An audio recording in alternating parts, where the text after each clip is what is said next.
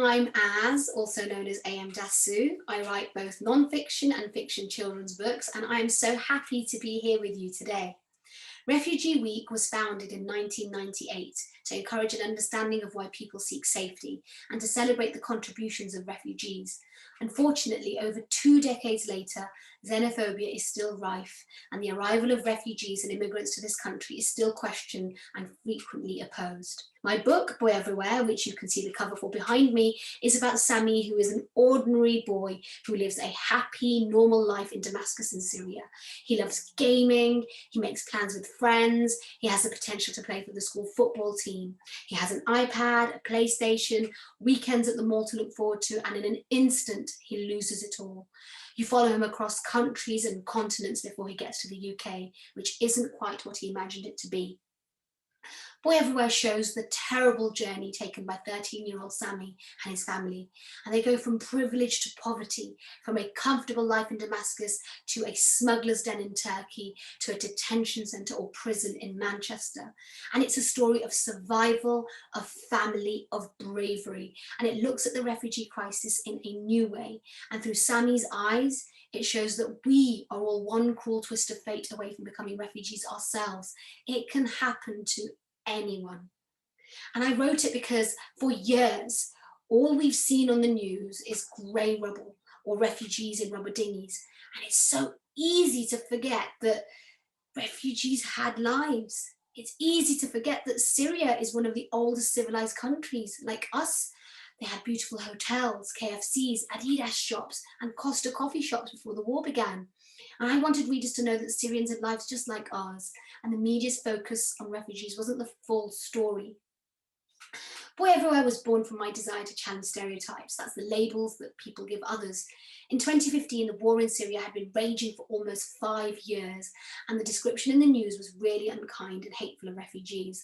The world was struggling to help Syrians, and I sat in my comfortable living room watching countless news broadcasts about the arrival of refugees to Europe. You may have seen them too.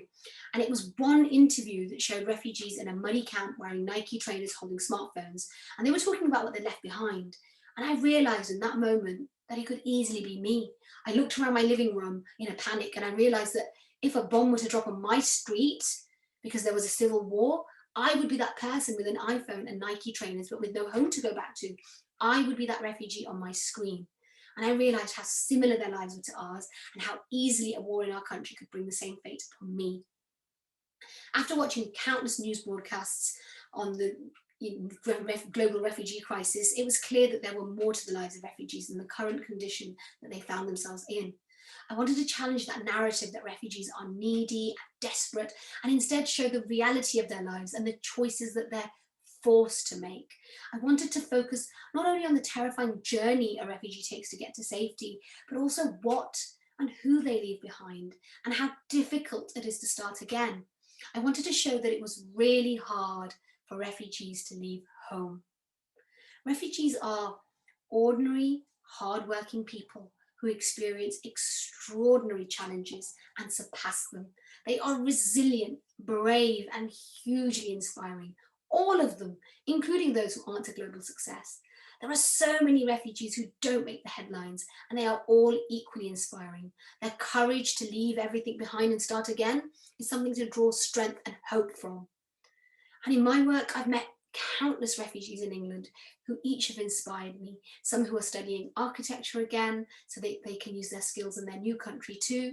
Some who are skillfully growing vegetables while they wait for their asylum application decision. Some who are working in restaurants when they used to be department store buyers. And some who are helping other refugees, either by working in refugee organisations themselves or by offering personal financial support with the little money they have themselves.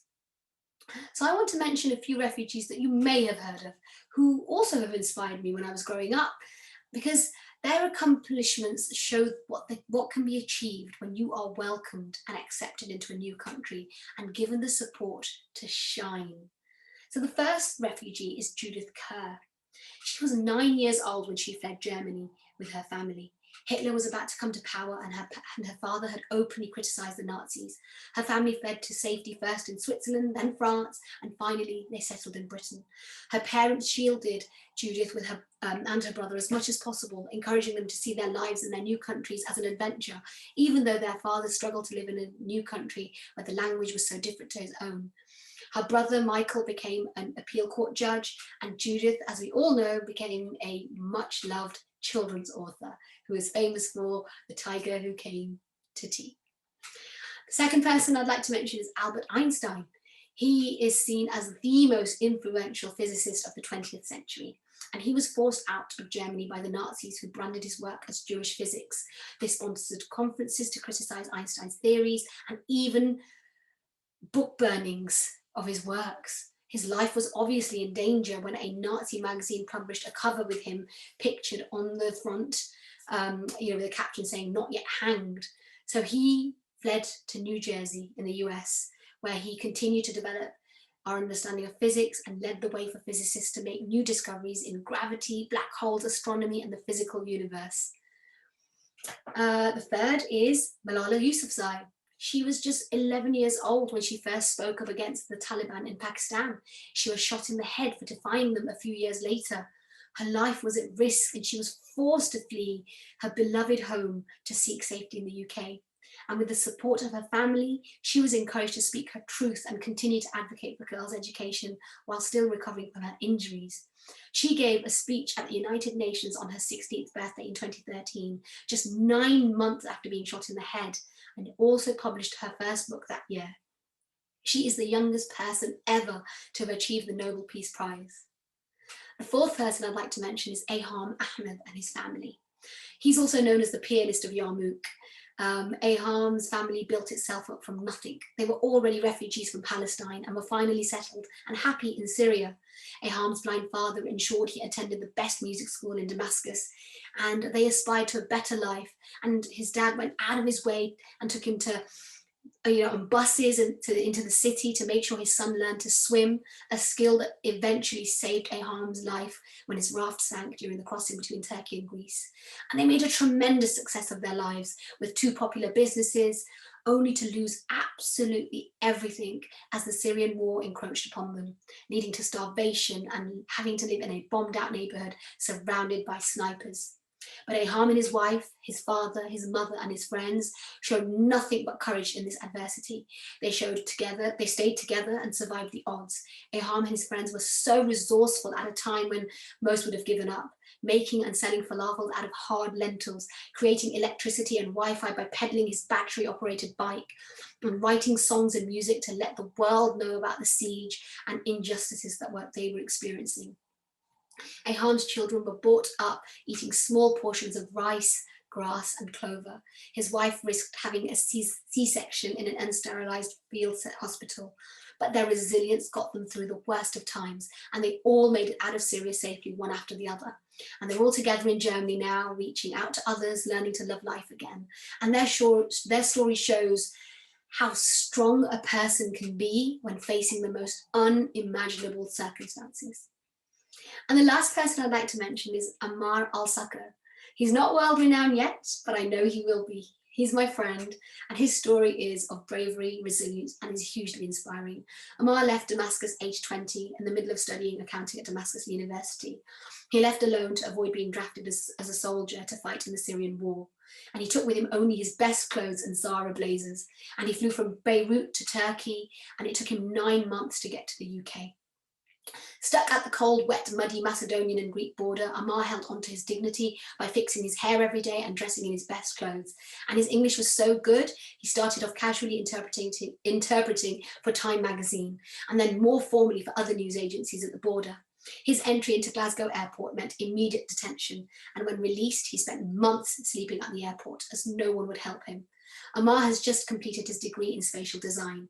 He's worked for Topshop, Oxford Circus, created customer experiences. He's translated for Time magazine, HBO, This American Life, Channel 4, and others. And he taught himself English by watching movies. He is so articulate, you'd think he'd always lived here. So I wanted to write Boy Everywhere because I wanted it to challenge stereotypes. And I wanted to show that what you see in the news isn't always the full story. And I hope that it will show readers that no matter who you are or where you're from, we have so many similarities. We all have the same hopes and fears. And we mustn't focus on our differences, but instead focus on what we have in common. We all want to be safe, well fed, and to be with family and friends.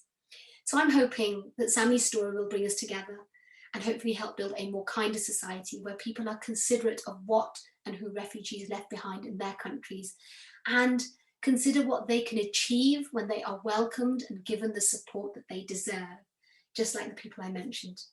Thanks so much for joining me today. I hope that you extend your hand to help someone. Take care. Bye.